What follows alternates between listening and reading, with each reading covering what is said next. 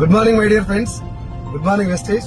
20 సంవత్సరాలు చదువుకొని ఏదో ఒక జాబ్ వచ్చిన తర్వాత మన చదువుకు సంబంధం లేనటువంటి జాబ్ చేసుకుంటూ కేవలం ఫ్యామిలీని పోషించడం కోసమే జాబ్ చేసుకుంటూ మనకున్నటువంటి కళల్ని మొత్తం నిర్వీర్యం చేసుకొని ఇక మన బతికింతే అని చెప్పి ఈఎంఐల ఊబిలో కూరుకుపోయినటువంటి నాలాంటి చాలా మంది జీవితాల్లో వెస్టీజ్ లాంటి ఒక ఆపర్చునిటీ వచ్చిన తర్వాత 45 సంవత్సరాలు నేను జాబ్ కోసం కష్టపడడానికి సిద్ధపడ్డా. ఆల్రెడీ 10-15 సంవత్సరాలు కష్టపడ్డా. ఇక్కడ కేవలం 2 సంవత్సరాలు అదే కష్టం ఇక్కడ పెడితే 2 సంవత్సరాలు గట్టి కష్టపడితే 3 తరాలు మారిపోతాయని తెలిసిన తర్వాత ఇది అర్థమైనటువంటి ప్రతి ఒక్కరూ ప్రాణం మొత్తం పెట్టి 24/7 లాగా వెస్టీజ్ లో పనిచేస్తున్నారు, జీవితాలు మార్చుకుంటున్నారు.